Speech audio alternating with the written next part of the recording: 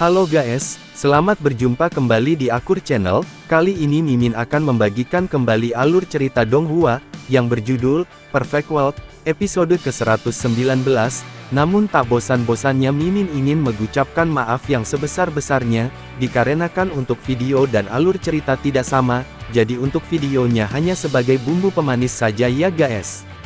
Baiklah, tidak usah basa-basi terlalu lama, selanjutnya kita langsung saja ke ceritanya.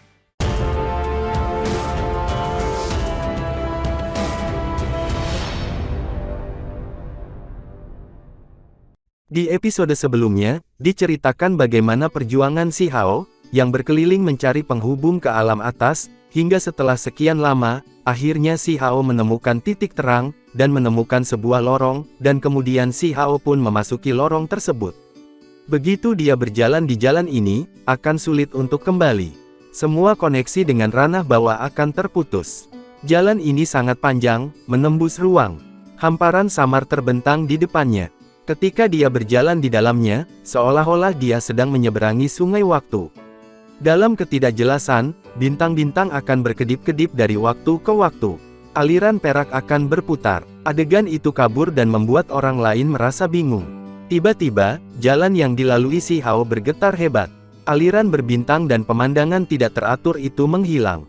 Semua jenis simbol berkedip-kedip, dan itu sangatlah kacau. Tidak baik. Batu pemukul sakti berteriak aneh. Ada perasaan bahwa segala sesuatunya tidak berjalan dengan baik. Jalan ini secara tak terduga akan pecah. Dinding ranah di sekitar seperti barang pecah belah. Dan banyak retakan bermunculan. Gelombang kekuatan di dalam ruangan melonjak, menyapu melewati pelipisnya dan memotong bagian rambutnya yang hitam pekat. Dan itu hampir mengenai kepalanya. Tiba-tiba, terdengar suara siulan aneh di udara. Ini adalah efek dari dinding antara alam yang pecah dan energi gila yang melonjak. Si Hao mulai berlari dengan semua yang dimilikinya. Sepasang sayap kunpeng muncul di belakangnya, dan ketika mereka bergerak, mereka meningkatkan kecepatannya ke puncak, saat ia melakukan perjalanan di jalan yang rusak tersebut. Seberkas cahaya melintas, membawa energi kacau dengannya. Simbol berkedip dan cemerlang. Si Hao berkelit, tetapi simbol-simbol ini terlalu terkonsentrasi. Bahkan ketika dia memutar tubuhnya dan bergerak dengan fleksibilitas yang tak terbayangkan, bahunya tetap saja masih tergores. Darah mengalir ke udara di daerah itu. Dengan kekuatan dagingnya, artefak ajaib normal tidak bisa melakukan apapun padanya, tapi meskipun begitu, dia tetap saja terluka. Cepat dan kabur, kita harus bergegas, kalau tidak kita akan diasingkan ke hukuman kekal. Ucap batu pemukul sakti berseru. Retakan di lorong kosong menjadi semakin banyak, seolah-olah itu akan runtuh. Dan itu sangat berbahaya. Setengah tahun yang lalu, itu masih baik-baik saja, tetapi baru-baru ini, itu menjadi semakin berbahaya. Ini adalah pemutusan jalan surgawi, alasan mendasar mengapa formasi transportasi pecah. Formasi besar, selama digunakan sekali, akan dihancurkan. Dan sekarang, mereka baru saja mulai bergerak, tetapi Si Hao sudah menghadapi bahaya. Garis cahaya lain terbang melintas, membawa kabut bersamanya. Kekuatan misterius simbol-simbol itu mengerikan. Si Hao berkelok ke kiri dan ke kanan, menghindari bahaya dengan teknik gerakan tubuhnya yang menakjubkan. Namun, lehernya masih terkena. Darah mengalir keluar, hampir menghilangkan kepalanya. Kekosongan bergetar, setengah kecil dari lorong itu rusak, dan bahkan lebih banyak energi mengalir ke dalam. Aliran cahaya yang tak terhitung mengalir masuk, dan benang kabut kacau berkumpul. Sehingga itu menjadi lebih berbahaya. Si Hao melompat. Dia berlari dengan cepat, sayap sakti di punggungnya terus bergerak. Dia seperti seberkas cahaya sementara ketika dia bergegas ke depan, mengisi melalui aliran energi, membuatnya dengan susah payah. Untungnya, retakan kacau yang paling berbahaya tidak mengikis tubuhnya, atau jika tidak akan terjadi hal yang mengerikan.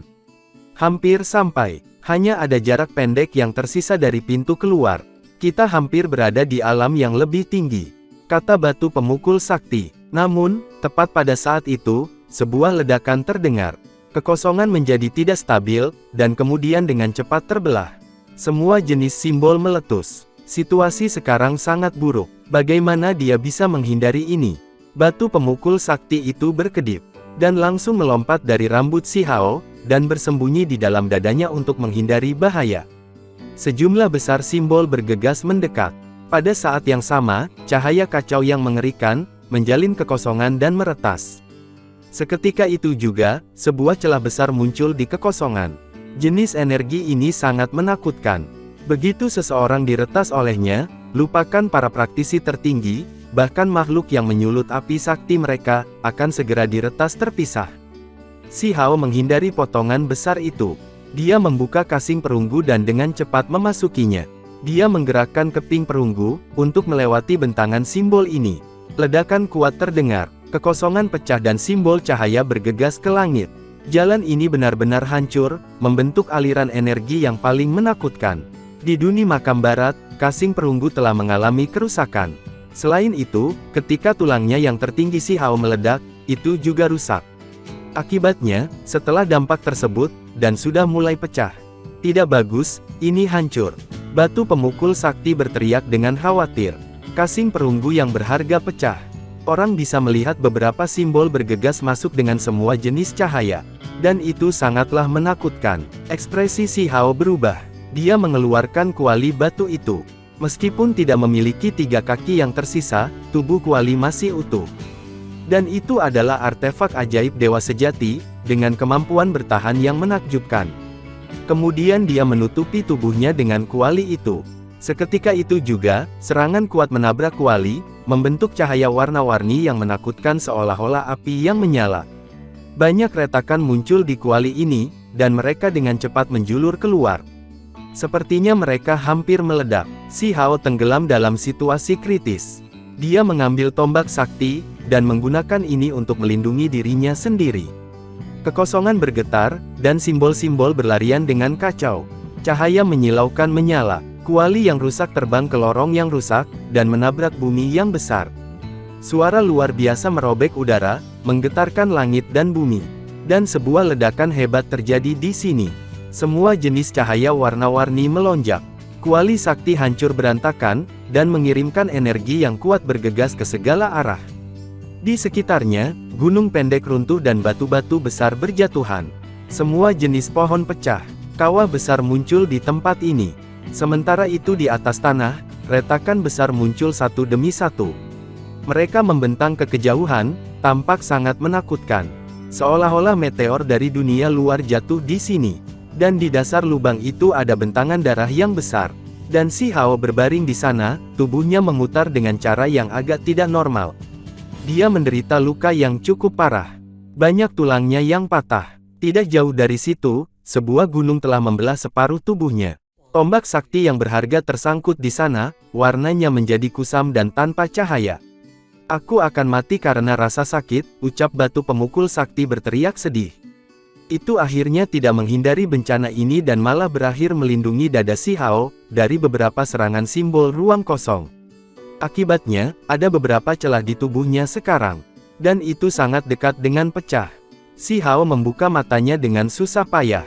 Seluruh tubuhnya sakit. Gerakan sekecil apapun akan menyebabkan kekuatan sakti, mengalir keluar secara acak, dan mengirim darah memancar keluar dari tubuhnya. Aku selamat, dia berkata dengan lemah. Dia tidak peduli tentang hal-hal lain saat ini. Mampu bertahan sudah cukup baik dan layak untuk dibanggakan.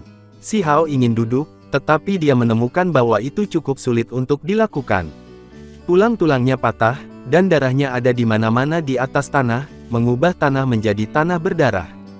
Bahkan dagingnya sobek tak tertahankan. Selain itu, ada banyak area di mana tulangnya yang patah bahkan terbuka. Luka-lukanya bahkan lebih parah dari yang dia bayangkan.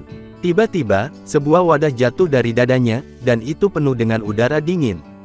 Justru wadah es sakti yang menyegel kaisar kupu-kupu di masa lalu. Itu sebenarnya tidak rusak, dan ada sedikit cahaya keemasan mengalir keluar, dan kaisar kupu-kupu muncul. Kenapa aku begitu sial? Ucap batu pemukul sakti melolong kesakitan ketika melihat ini. Apakah kita berakhir di alam yang lebih tinggi, atau apakah kita gagal dan mendarat di alam yang lebih rendah? Gumam si Hao bertanya pada dirinya sendiri. Dia mengepalkan giginya, mengedarkan kekuatan saktinya untuk memulihkan tubuhnya. Dia mengumpulkan semua tulangnya yang patah, dan menghentikan pendarahannya. Hanya setelah menyelesaikan tugas-tugas ini dia duduk dengan susah payah. Dia diam-diam merasakan sekelilingnya, menemukan bahwa esensi spiritual di sini sangat kaya, terus-menerus mengalir ke tubuhnya. Gunung-gunung di dekatnya indah. Air terjun bersinar terang dan kabut melayang. Ini harusnya alam yang lebih tinggi. Dia mencapai kesimpulan ini, karena tidak mungkin alam bawah memiliki esensi spiritual sebanyak ini. Sukses! Ucap batu pemukul sakti berteriak. Itu juga cukup bersemangat. Setelah begitu banyak kesulitan, mereka akhirnya tiba di jalan surga. Kejadian sebelumnya terlalu berbahaya. Mereka hampir mati. Namun, meskipun mereka berhasil melewatinya, kasing perunggu dan kuali sakti dihancurkan. Perasaan selamat pada akhirnya membuat mereka merasa lelah, tetapi pada saat yang sama, mereka akhirnya bisa menghela napas lega. Kaisar kupu-kupu menebarkan sayapnya yang cerah dan membungkus tombak saktil dalam simbol dan membawanya kembali. Si Hao meringis. Setiap kali dia bergerak sedikit pun, darah akan mengalir dari seluruh tubuhnya. Beberapa benda yang disimpan dalam 10 lorong surgawi semuanya berserakan, dan dia sejenak tidak dapat memasukkannya kembali. Samar-samar dia bisa merasakan perasaan mencekik.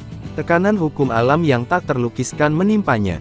Apakah ini hukum alam surga dan bumi yang lengkap? Wilayah bawahnya kurang, hukum alaminya tidak lengkap. Namun, tempat ini berbeda, ucap Si Hao segera merasakan transformasi. Setelah beristirahat selama 1 jam, Si Hao berhasil berdiri. Dia mengacungkan tombak tulang sakti yang berharga, mengisi kawah ini dan menghapus jejak-jejak lain yang tertinggal di dekatnya. Aku akhirnya tiba di alam yang lebih tinggi, aku bisa dianggap sebagai alien ilegal, kan? Ucapnya sambil tertawa dan berkata sambil menahan rasa sakit. Tempat ini cukup damai. Tidak terduga ada binatang buas yang bisa dilihat. Bau darah tidak memprovokasi masalah, membuatnya merasa agak aneh. Tiba-tiba, dia merasa seolah-olah ada sesuatu yang tidak beres. Dia mencium aroma yang cukup unik, dan tubuhnya mulai terasa aneh. Ada sesuatu yang aneh. Si Hao terhuyung-huyung. Dia mengangkat tombak tulang sakti, berharap untuk segera meninggalkan tempat ini. Ini, jamur. Dia cukup terkejut. Ketika dia meninggalkan daerah pegunungan ini, dia melihat sejumlah besar jamur yang sangat besar. Setiap dari mereka sama besar dengan rumah. Mereka berwarna cerah dan mengalir dengan cahaya warna-warni. Sementara itu, ada banyak kerangka di bawah jamur, membentuk hamparan putih. Ini adalah tempat yang berbahaya. Kita harus bergegas dan pergi, kata batu pemukul sakti dengan tergesa-gesa. Si Hao dengan paksa mengedarkan kekuatan saktinya. Dia naik ke udara, tetapi pada akhirnya, dia terhuyung-huyung dan hampir jatuh ke tanah. Ini membuatnya merasa sangat terkejut. Hukum langit dan bumi terlalu berat. Dia dalam hati terguncang. Dia sama sekali tidak bisa percaya bahwa, ini semua terjadi di dunia praktisi tertinggi. Seolah-olah kultivasinya lumpuh. Dia memperhatikan bahwa dia hampir tidak bisa terbang. Alasan pertama adalah karena dia terluka serius, dan yang kedua adalah karena penindasan Dao besar itu parah. Ini benar-benar membuatnya takut. Tidak heran wanita dan jenius bangsawan itu, pergi ke bawah untuk mempertajam diri mereka sendiri. Itu adalah perasaan tidak dibatasi. Tiba-tiba, hamparan besar simbol bersinar dari jamur.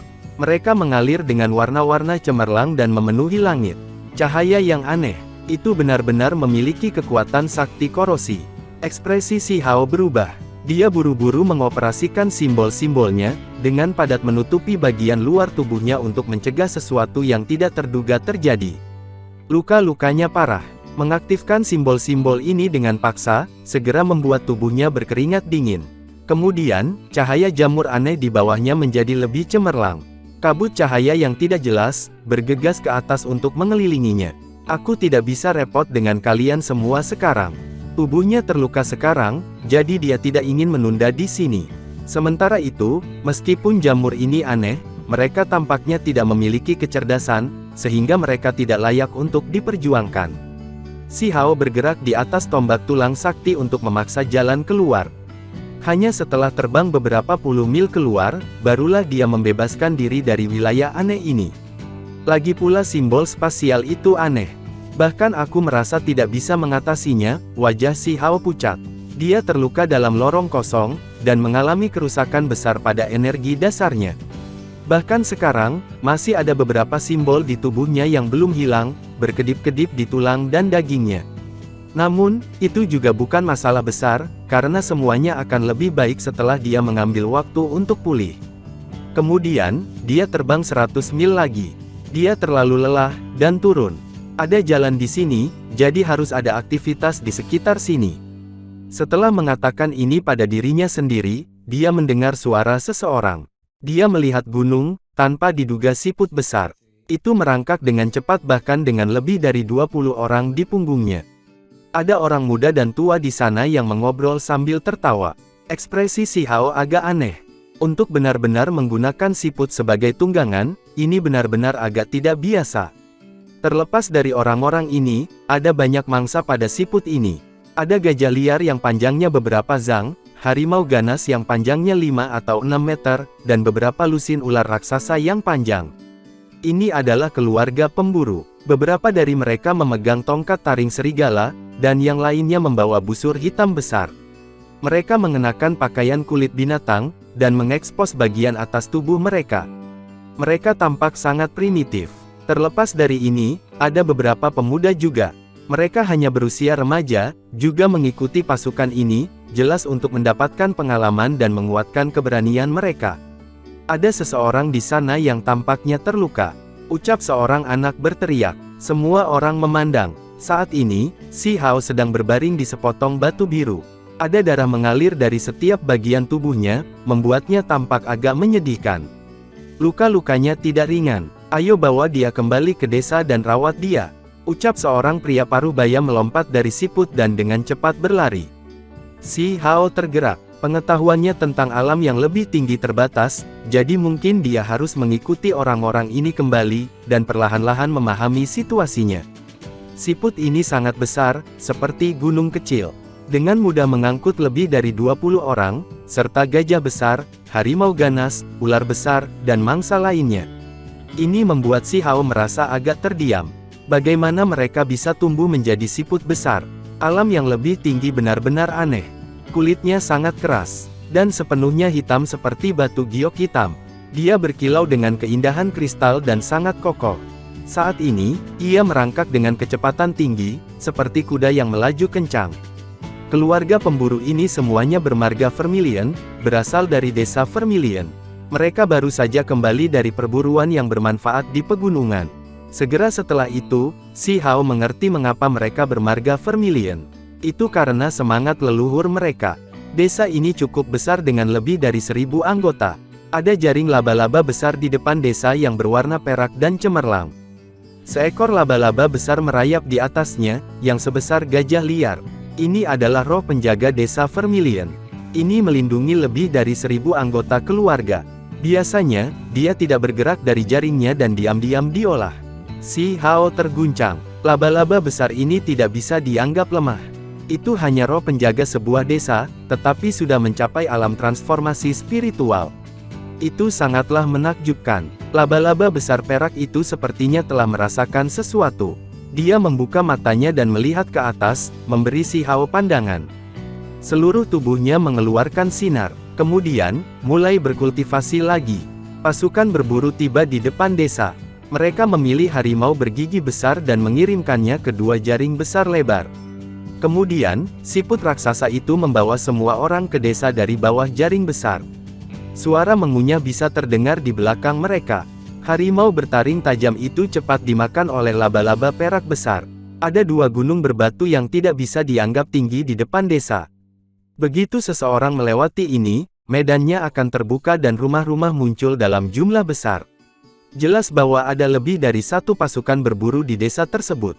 Kita beruntung. Gajah naga liar ini terluka dan akhirnya menemui kami, jadi langsung dibantai.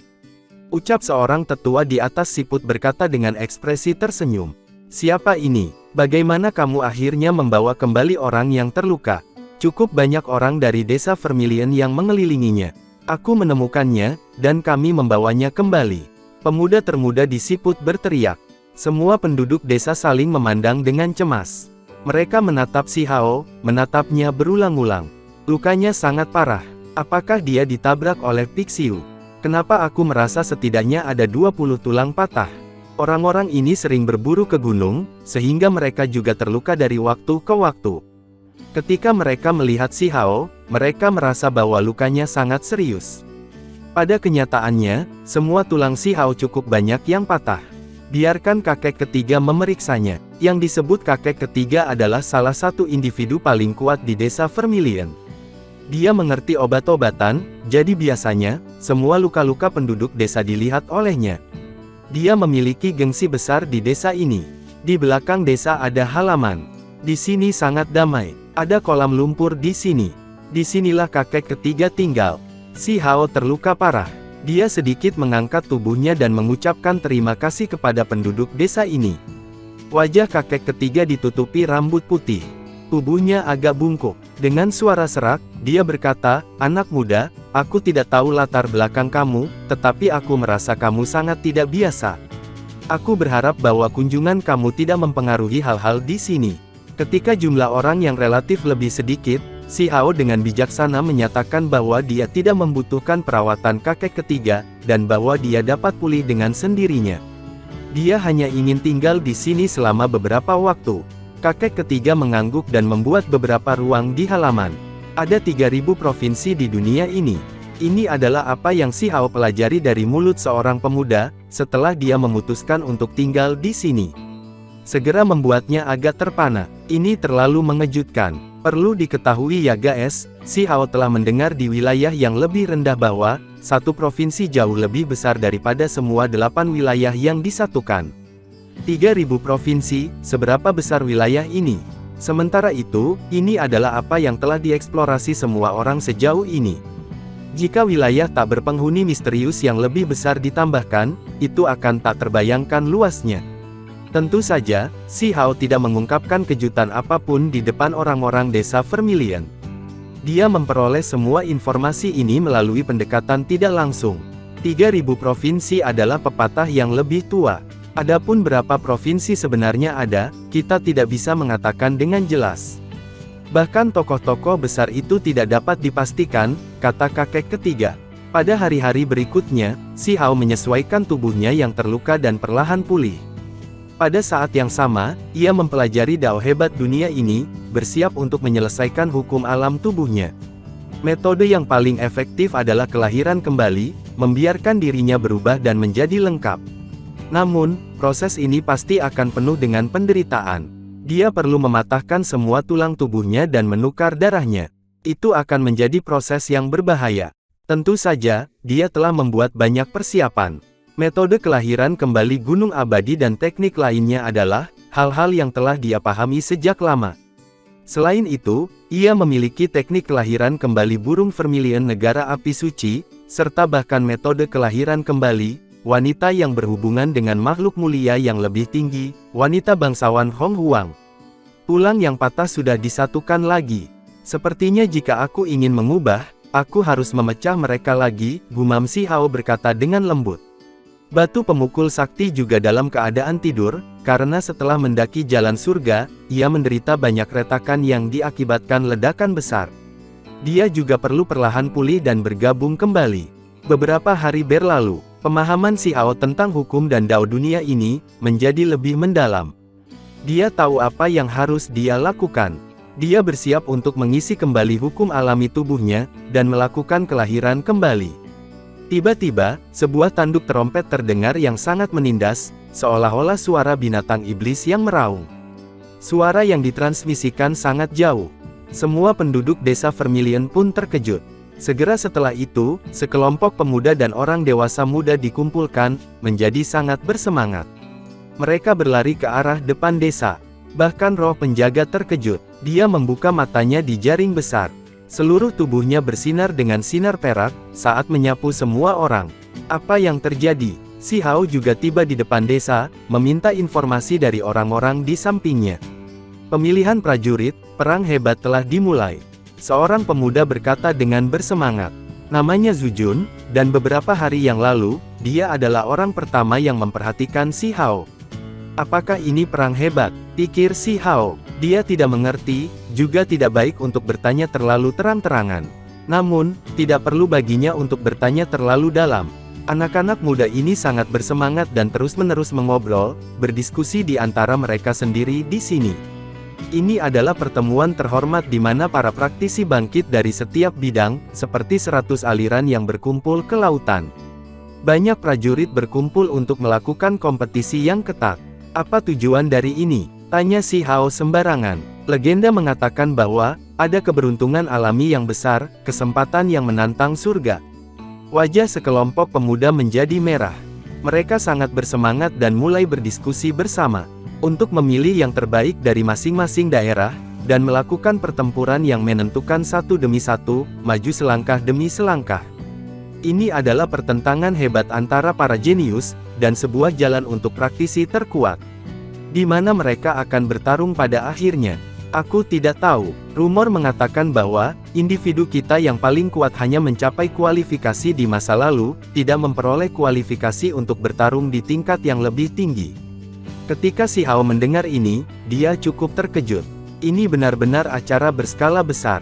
Apa tujuan melakukan ini? Apakah benar-benar seperti 100 sungai yang berkumpul di laut, dengan lapisan dan lapisan pilihan yang terbaik?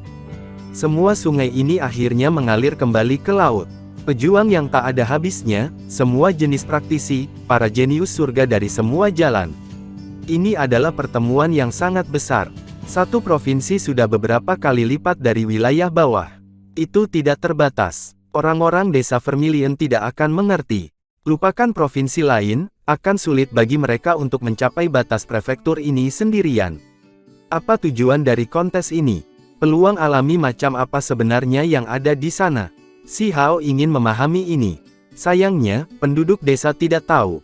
Dia agak menyesal. Di alam bawah, dia seharusnya mempertanyakan dengan benar kura-kura hitam itu, dan membuatnya menjawab semua jenis pertanyaan. Sayangnya, kura-kura kerajaan yang lebih tinggi, si hitam ketiga, melarikan diri ketika dia bertarung dengan 7 dewa. Kemudian, dia tidak pernah muncul dengan sendirinya. Jelas tidak ingin kembali ke alam yang lebih tinggi. Kamu tidak bisa memastikan itu. Kadang-kadang, ini 1000 tahun, lain kali lebih dari 10.000 tahun sebelum itu terjadi sekali.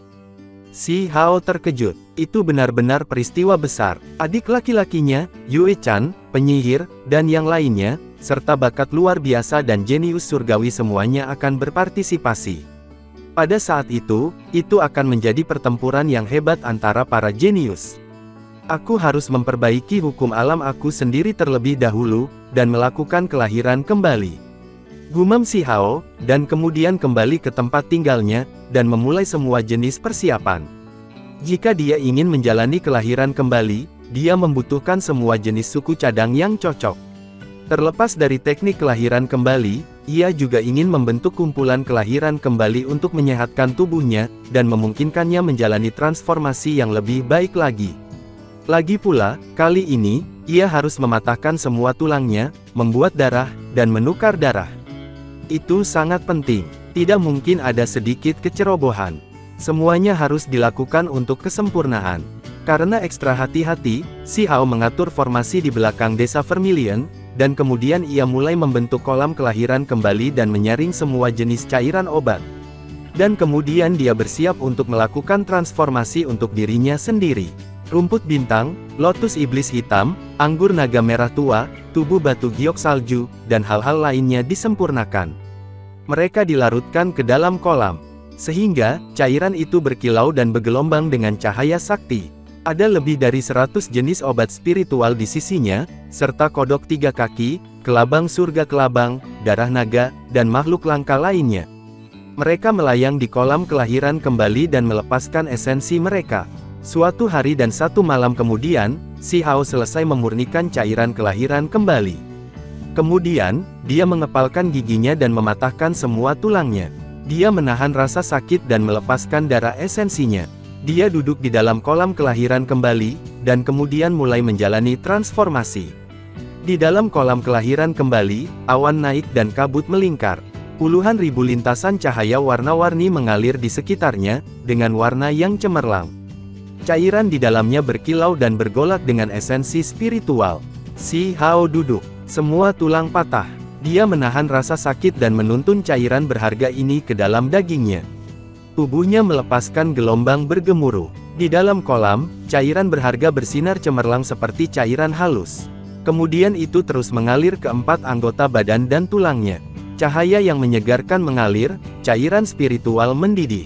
Ada semua jenis makhluk spiritual di sini, misalnya, seukuran telapak tangan emas semut, lipan meter panjang, ular kecil panjang transparan, dan 3 kaki kodok perak. Ini semua adalah makhluk spiritual yang penting untuk menyaring kolam kelahiran kembali. Mereka memiliki kegunaan yang sangat penting. Sebuah api dao berkecamuk, membuat cairan berharga di sini bergelombang.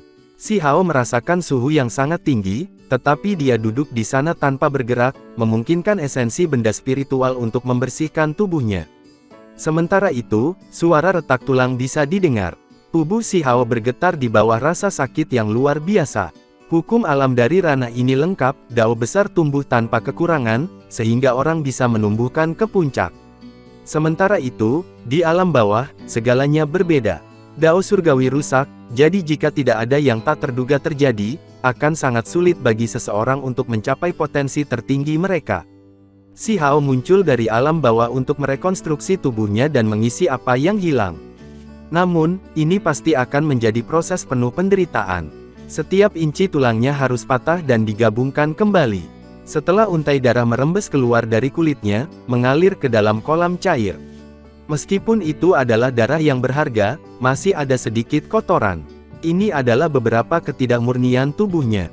Sepertinya hukum alam wilayah bawah tidak lengkap, dan memang ada beberapa masalah.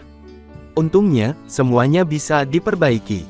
Aku perlu menjalani kelahiran kembali di dunia yang hebat, gumam si Hao. Si Hao waspada. Dia memperhatikan ketika darah berharga yang bersinar melakukan jejak ketidakmurnian dari tubuhnya, mengetahui bahwa ini adalah metode yang tepat untuk melakukan sesuatu. Dengan merekonstruksi tubuh sejatinya, konstitusinya akan menjadi lebih kuat. Saat ini, si Hao menahan rasa sakit. Tulang-tulang di tubuhnya terus-menerus pecah dan hancur. Adegan ini sangat menakutkan. Melakukan hal-hal seperti ini terlalu beresiko. Jika terjadi kesalahan akan mengakibatkan tubuhnya menjadi lumpuh. Dia dipaksa untuk mengangkat gelombang esensi bawaan, menggunakan kekuatan sakti untuk mendukung dagingnya. Jika tidak, tanpa kerangka, ia akan langsung berubah menjadi tumpukan bubur. Si Hao menahan rasa sakitnya, membimbing hukum-hukum alam dari dunia besar ini ke dalam tubuhnya untuk membersihkan dagingnya dan menghancurkan tulang. Setelah beberapa saat, akhirnya, seluruh tubuh si Hao bersinar, melonjak dengan energi darah. Darah yang terkontaminasi terbang tinggi ke udara, dipaksa keluar dari tubuhnya. Dia tak terbandingkan lemah, tapi tubuhnya terbakar. Akibatnya, darah di tubuhnya telah cukup banyak telah dikeringkan dan menjadi bersih. Ini adalah pertukaran darah. Dia akan melaksanakan produksi darah terakhir di dalam kolam. Benda-benda spiritual di dalam cairan berharga membersihkan tubuhnya, membuatnya lebih tangguh dan tahan lama. Ia meresap ke dalam setiap inci dagingnya, dan melakukan banyak revisi untuk membantunya menjalani kelahiran kembali. Di tempat lain, warga desa Vermilion terkejut, mendengar suara gemuruh yang diakibatkan oleh transformasi yang dilakukan si Hao. Semua orang berbalik dan melihat ke arah belakang desa. Apa yang terjadi? Beberapa orang terkejut. Sementara itu, ekspresi kakek ketiga menjadi suram. Dia melihat ke arah kolam lumpur, tetapi dia tidak bisa lebih dekat. Itu karena si Hao mengatur formasi dan menyegel tempat itu. Meskipun ini menjadi kasus, untaian cahaya warna-warni merembes keluar. Itu sangat indah, seolah-olah hujan cahaya yang turun ke bawah. Sementara itu, si Hao dioperasikan teknik kelahiran kembali gunung abadi untuk mencocokkan cairan berharga kolam ini. Kerangkanya sedang desaktirkan kembali, menjadi berkilau dan penuh kilau. Yang paling penting adalah tulangnya bersinar, membawa warna emas yang bergerak seperti naga sejati. Suara sakti berdering melalui udara. Ini cukup unik. Di dalam setiap bagian tulangnya ada warna keemasan. Seolah-olah naga kecil itu menghidupkan satu demi satu, berteriak dan mengguncang dunia dengan raungan mereka. Akhirnya, aura yang berkembang tersebar. Gelombang kekuatan kehidupan yang menakjubkan mencuci dagingnya dan menyehatkan jiwanya, bersinar cemerlang saat melakukannya. Ini adalah kolam kelahiran kembali, penyelesaian pertukaran darah, dan menyedot semua jenis kotoran untuk merekonstruksi diri sejati, dan membuatnya lebih kuat dan potensinya lebih besar. Hukum alam dunia merembes ke tubuhnya, menebus apa yang kurang dari dirinya. Di dalam kolam kelahiran kembali, ada banyak darah tidak murni. Semua obat-obatan tua dan makhluk spiritual menjadi redup, karakteristik sakti mereka diserap bersih. Kolam berisi cairan berharga ini hancur. Dan proses ini berlanjut selama sehari semalam. Si Hao tiba-tiba membuka matanya, merasakan kekuatan hidup bergelombang di tubuhnya. Tubuh sejatinya sekarang lebih kuat dari sebelumnya. Namun, semuanya tidak berakhir di sini. Si Hao mulai membangun kolam kelahiran kembali yang lain, dengan cara yang sama menaruh sedikit obat-obatan tua, makhluk spiritual dan hal-hal lain di dalamnya. Dia sangat berhati-hati, ingin melakukan segalanya dengan sempurna, sehingga ia takut bahwa ia tidak mungkin melakukannya cukup teliti. Itu karena dia masih memahami teknik kelahiran kembali burung vermilion bangsa api, serta metode alam yang lebih tinggi dari wanita mulia, yang berhubungan dengan kelahiran kembali ras Phoenix Hong Huang. Pada akhirnya, cairan berharga burung vermilion, membersihkan dagingnya dan melaksanakan pertukaran darah lain. Itu cukup jelas bahwa saat ini, hampir tidak ada kotoran yang berasal dari tubuhnya, hanya sedikit kecil. Ini berarti bahwa kelahiran kembali yang pertama sudah cukup menyeluruh, cukup banyak menguras semua kotoran. Kolam dari cairan berharga ini, masih memiliki esensinya tanpa membuang banyak. Aku masih bisa mencoba metode kelahiran kembali ras Hong Huang. Si Hao cukup serius. Dia duduk lagi, membimbing hukum alam ke dalam tubuhnya, untuk merekonstruksi diri sejatinya. Seperti yang diharapkan, hampir tidak ada transformasi kali ini. 2 kali pertama sudah cukup lengkap. Dagingnya kuat dan berkilau cerah, seolah-olah itu diukir dari batu giok putih halus. Rambutnya yang panjang terurai keluar, dan matanya cerah. Dia tampak sangat tampan, seolah-olah ia adalah abadi. Efek obat masih di sini, pikir si Hao. Jika itu dibiarkan saja seperti ini, obat-obatan tua dan binatang spiritual akan sia-sia. Segera setelah itu, dia memikirkan resep-resep negara batu. Untuk setiap bidang kultivasi, ada resep. Dia siap untuk menguji mereka. Api Dao melonjak. Dia duduk dalam cairan mengamuk. Energi darah seluruh tubuhnya melonjak, dan ada suara kilat juga. Itu sangatlah menakutkan. Si Hao terkejut. Dia merekonstruksi darah transformasi, membimbing energi darah untuk membuka potensi tubuhnya. Sebagai simbol spiritual berkedip-kedip di sekitarnya, ia jelas bisa merasakan tubuhnya menjadi sedikit lebih stabil. Ini tidak hanya penyelesaian hukum alam, ia juga merekonstruksi realisasi transformasi darah, kekuatan dagingnya menjadi lebih dan lebih menakutkan, ke titik di mana itu agak menakutkan. Dia yakin bahwa, tubuh ini lebih kuat daripada saat ia mencapai tingkat sempurna darah transformasi saat itu, dan agak sedikit lebih kuat. Aku benar-benar tidak pernah berharap untuk mendapatkan panen seperti ini. Jika aku merekonstruksi ranah surgawi, transformasi roh, keterlibatan, dan alam lainnya, akankah aku menjadi lebih kuat? Tiba-tiba, dia dalam hati terkejut. Semua jenis simbol berkedip-kedip dalam dirinya, bersembunyi di dalam darahnya dan terus membersihkan setiap inci tubuhnya. Dia sedikit mengubah penampilannya. Saat ini, dagingnya cukup kuat. Bahkan jika dia tidak menggunakan 72 transformasi, dia masih bisa mengubahnya sedikit, mengembalikannya ke penampilan yang diakui desa Vermilion. Sementara itu, 100 sungai kembali ke laut, konfrontasi antara prajurit dari setiap tanah. Benar-benar sesuatu yang dinanti-nantikan, setelah menjalani kelahiran kembali dan mengisi kembali hukum alaminya, si Hao menjadi lebih kuat. Dia secara alami ingin meningkatkan pengetahuan dan pengalamannya.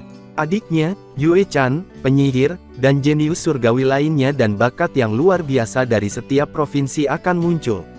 Kemudian dia menonaktifkan formasi dan berjalan keluar. Kakek ketiga tampak terkejut. Dia bisa merasakan betapa menakutkan energi darah yang bergelombang dalam formasi itu. Pemilihan prajurit dari segala negeri, pertempuran besar, telah mulai belum? Tanya si Hao. Segera, hanya beberapa hari dari sekarang. Jawab kakek ketiga. Tapi teman, apakah kamu akan berpartisipasi juga? Tanya kakek ketiga. Aku ingin mengambil dan melihat pada aspek masyarakat. Jawab si Hao. Desa ini aman dan damai, pemuda desa bebas untuk berlatih. Mereka seperti anak sapi kecil, semuanya penuh kekuatan. 5 hari kemudian, proses seleksi pertempuran besar akhirnya dimulai. Para pemuda di desa itu semua bersemangat. Apakah kita bisa mendapatkan posisi yang baik? Jangan terlalu memikirkannya. Tujuan utama kali ini adalah untuk membiarkan keuntungan dan pengalaman kamu semua. Kata kakek ketiga. Kakek ketiga, kata-katamu benar-benar menyakitkan, kamu tahu. Ucap salah satu pemuda tampak tidak puas, bergumam pelan. Aku tidak percaya hal seperti itu. Kita harus menang. Benar, kita harus membuat nama kami Desa Vermilion mengguncang dunia. Kami pasti akan mengalahkan lawan kami. Kelompok-kelompok pemuda menyingsingkan lengan baju mereka, bersemangat untuk pertempuran. Hati mereka semua bergejolak, karena mereka semua ingin mencobanya. Sementara itu, di sepanjang sisi jalan, gunung-gunung naik dan turun. Pohon-pohon besar menjulang lebih dari 100 meter di udara. Dari waktu ke waktu, binatang buas akan mengaum dan burung-burung ganas akan terbang di langit. Jalan ini sangat lebar, tetapi tidak mulus. Namun, ini tidak memengaruhi siput bercangkang hitam. Seolah-olah itu bergerak di tanah yang halus. Selain itu, kecepatannya bahkan sedikit lebih cepat daripada kuda yang melaju kencang. Kakek ketiga memimpin lebih dari 10 pemuda. Si Hao juga ada di antara mereka, duduk di belakang siput saat mereka melakukan perjalanan menuju kota pedesaan. Tiba-tiba, seekor harimau unicorn berwarna hitam muncul, dan memiliki tubuh kilin dan kepala harimau, membuatnya terlihat agak ganas dan menyeramkan. Seluruh tubuhnya ditutupi sisik hitam. Dia menatap semua orang di depan matanya, dan kemudian pergi, memutuskan untuk tidak menyerang mereka. Ini bukan pertama kalinya sesuatu seperti ini terjadi. Sepanjang jalan, mereka bertemu dengan beberapa binatang buas yang kuat, tetapi ketika mereka melihat bahwa kelompok ini tidak baik untuk diprovokasi, mereka memutuskan untuk tidak menyerang. Kakek ketiga, pernahkah kamu mendengar tentang ras awan sebelumnya? Tanya si Hao. Dia memasuki alam yang lebih tinggi melalui formasi transportasi ras awan, jadi dia merasa bahwa klan ini harusnya dapat mengetahuinya. Kedengarannya agak akrab, ucap kakek ketiga sambil mengangguk. Di manakah itu? Apakah mereka jauh dari tempat ini? Ucap si Hao meminta petunjuk kakek ketiga. Ketika aku masih muda, aku pergi keluar untuk bepergian. Aku mendengar dari orang lain sebelumnya bahwa mereka sangat kuat dan sangat jauh. Mereka tidak seharusnya menjadi milik provinsi petir kita, ucap kakek ketiga. Ras awan adalah sekte besar yang sangat kuno. Di alam yang lebih tinggi, mereka juga memiliki warisan yang tidak biasa. Provinsi tempat mereka berada disebut Provinsi Awan. Sangat luar biasa. Si Hao terkejut. Kemudian, dia berpikir pada dirinya sendiri, merasa bahwa itu pasti karena lorong pecah, menyebabkan dia menyimpang dari tujuan aslinya, dan berakhir di Provinsi Petir. Tiba-tiba, langit menjadi gelap. Bayangan muncul, awan gelap menyapu. Ini adalah burung ganas dengan bulu yang bersinar. Matanya menembus. Ketika ia melebarkan sayapnya, panjangnya lebih dari 100 zang. Haha, kakek ketiga, desamu juga akan ikut serta dalam pemilihan prajurit, kan? Anak-anak muda ini tidak cukup baik. Mereka tidak cukup kuat dan kemungkinan besar akan benar-benar musnah. Ucap seseorang yang berada di atas burung tersebut. Ada beberapa lusin orang di belakang burung ganas itu. Jelas desa lain yang membawa pemuda mereka untuk berpartisipasi. Individu ini mulai bersenang-senang dan mulai bercanda. Ketika saatnya tiba, kami akan memberitahu kamu betapa kuatnya kami. Ucap anak-anak dari desa Vermilion tidak mau menerima perkataan ini. Setelah melakukan perjalanan beberapa ratus li, medannya perlahan menjadi lebih terbuka. Semakin sedikit hutan, kemudian sebuah kota samar-samar terlihat di cakrawala. Dan mereka akhirnya akan tiba. Itu adalah kota pohon sarjana, ini adalah kota pedesaan yang dapat menampung beberapa puluh ribu orang. Namun tidak bisa dianggap besar, tapi juga tidak kecil. Ada pohon kuno di kepala kota. Cabang-cabangnya tegak dan kuat, dan daunnya hijau dan subur. Seluruh pohon ditutupi kelopak bunga putih salju. Ini adalah pohon kuno yang tingginya lebih dari 100 zang. Kota ini mendapatkan namanya dari pohon ini. Itu adalah roh penjaga kota pohon cendekia. Jika seseorang melihat melewati gerbang kota, mereka akan melihat beberapa orang. Beberapa tunggangan berbaris untuk memasuki kota. Hari ini, kota itu sibuk dengan aktivitas. Banyak praktisi muda dari setiap suku berdatangan. Keluar dari jalan, ketika mereka masih cukup jauh dari kota, seseorang tiba-tiba berteriak. Kemudian, piton perak raksasa menggeliat.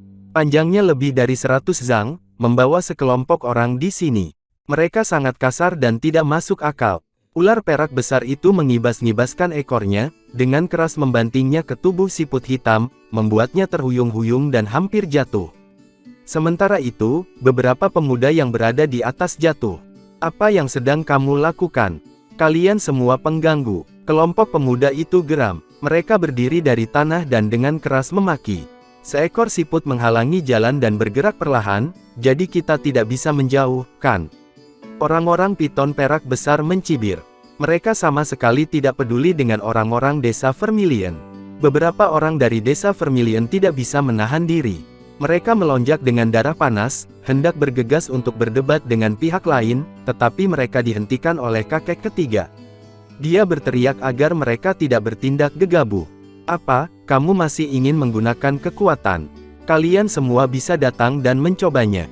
Ucap seorang pemuda di atas ular piton perak itu berkata sambil mencibir. Dia memandang rendah semua orang dari desa Vermilion. Kamu terlalu sombong. Seorang anak muda dari desa Vermilion tidak bisa menahan diri, dan segera mengambil tindakan. Jangan bergerak. Kakek ketiga menghentikan anak muda itu. Dia tahu bahwa anak-anak desanya bukan tandingan mereka. Ini adalah orang-orang desa Piton. Mereka cukup kuat dengan beberapa jenius yang kuat. Selain itu, konflik telah pecah antara desa kami di masa lalu. Jangan memperhatikan provokasi mereka, ucap kakek ketiga berkata, karena takut mereka akan menderita kerugian. Si Hao tidak mengambil tindakan dan hanya diam-diam menyaksikan. Dia bisa menekan pihak lain, tetapi bagaimana setelah dia pergi? Mungkin ada bencana yang akan turun. Paling tidak, sekarang bukan waktu yang tepat untuk mengambil tindakan. Kalian semua sebaiknya berhati-hati. Orang-orang desa Piton menghindarinya, dan meninggalkan kata-kata ini. Kakek ketiga, anak-anak itu marah. Mereka semua mengepalkan tangan mereka. Jangan terburu-buru. Aku mendengar bahwa ada beberapa orang jahat dari desa Piton yang bergerak cukup dekat. Kami berada di luar, jadi lebih baik jika kami tidak memprovokasi pihak lain dahulu, dan untuk sementara kita menanggungnya dahulu. Ucap kakek ketiga dengan nada menghibur. Di dekatnya, ada orang-orang dari suku lain. Mereka semua menunggangi burung-burung dan binatang buas, dan memasuki kota satu demi satu. Pohon sarjana kuno itu tinggi dan lurus, berakar di depan kota. Pohon itu tenang dan tidak bergerak. Jika pohon itu tidak sangat kuat, maka pastilah pohon itu tidak akan jauh berbeda dari pohon tua biasa. Semua orang memasuki kota. Ada lokasi penginapan khusus, dan seseorang menunjukkan jalan. Tiba-tiba, semua orang terkejut. Mereka mendengar suara seperti bergemuruh. Bumi yang agung itu gemetar ringan. Dan seluruh kota kuno tidak lagi damai. Beberapa lusin gunung muncul di gerbang kota. Mereka semua binatang unik yang kuat dan ganas. Kukunya yang besar terinjak-injak di tanah, melepaskan suara dan membuat jantung menjadi gemetar. Binatang unicorn tinta, itu terlihat sedikit seperti kilin dan bahkan memiliki sedikit garis keturunannya. Itu adalah binatang buas yang sangat kuat. Mereka adalah orang-orang dari kota prefektur. Beberapa lusin gunung ini ditutupi dengan baju besi emas gelap. Tubuh mereka berkedip-kedip dengan kecemerlangan, dan melepaskan tekanan yang kuat. Mereka semua luar biasa. Seorang wanita muda duduk di atas mereka, yang mengenakan gaun perak. Dan dia sangat cantik. Orang-orang kota prefektur datang untuk melihat-lihat. Mereka menaruh perhatian pada kompetisi kali ini. Orang-orang menghela napas kagum. Cepat dan keluarlah dari jalan, ucap seseorang berteriak. Semua orang berlindung, tidak berani menghentikan orang-orang ini. Untungnya, binatang unicorn tinta ini memperlambat langkah mereka, dan tidak secara biadab menyerang semua orang. Mereka masih cukup disiplin, mengelilingi wanita muda berjubah perak, saat mereka menuju ke rumah utama kota. Jangan melihat lagi, cepat dan istirahatlah.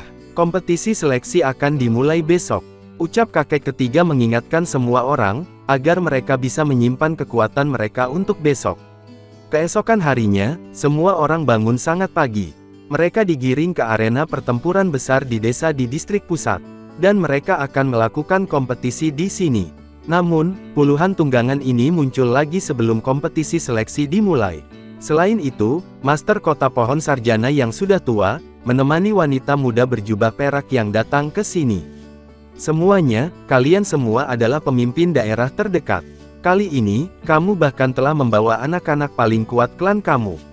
Aku percaya bahwa, kamu semua paling sensitif terhadap informasi baru. Semua orang menjadi terpana. Apa yang dia katakan sama sekali tidak berhubungan dengan kompetisi seleksi prajurit. Kenapa dia membicarakan ini? Segera setelah itu, semua orang mengerti. Penguasa kota tua itu cukup ketakutan terhadap kuda-kuda lapis baja itu, yang ingin membantu mereka mendapatkan informasi. Ini adalah utusan yang dikirim dari kota prefektur. Selain mengawasi kompetisi seleksi hebat yang sedang dilakukan di berbagai tempat, ada hal penting lainnya, ucap Master Kota Tua itu menjelaskan. Wanita muda berjubah perak berjalan, naik ke platform tinggi dan menghadap semua orang. Dia sangat cantik, tetapi ekspresinya agak dingin. Dia perlahan membuka gulungan dan menampilkannya dalam kekosongan. Siapa di antara kalian yang pernah melihat orang ini sebelumnya? Lukisan itu bergulir dan bersinar, kemudian membeku dalam kehampaan. Dan itu mengalir dengan kekuatan misterius. Ada seorang wanita di gulungan itu yang fisiknya tinggi dan ramping. Rambut perak bersinar cemerlang, pupil matanya jelas. Seluruh wujudnya indah hingga ke tingkat seperti mimpi. Perempuan dalam lukisan itu cukup muda, sepertinya dia tidak mungkin lebih tua dari 18 atau 19 tahun. Namun, dia tidak membawa ketidakdewasaan atau pengalaman apapun, sebaliknya membawa jenis aura yang luar biasa. Meskipun ekspresinya tenang dan matanya jernih seperti air, ada tekanan berat yang keluar dari lukisan itu. Semua orang merasakan detak jantung mereka semakin cepat. Ini hanya sebuah lukisan, namun sudah ada tekanan yang begitu kuat. Bagaimana jika orang yang sebenarnya muncul? Ini terlalu mengejutkan. Tempat ini segera memasuki kondisi hening. Adakah yang pernah melihatnya? Wanita muda berjubah perak itu bertanya kembali. Bolehkah aku bertanya, siapa wanita muda ini?